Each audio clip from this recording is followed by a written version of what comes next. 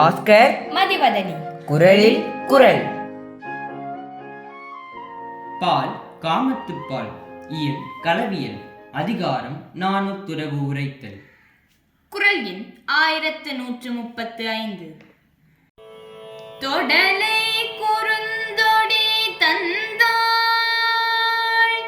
மடலோடு மாலை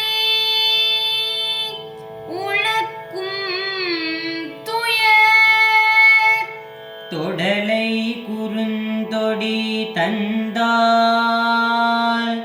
மடலொடு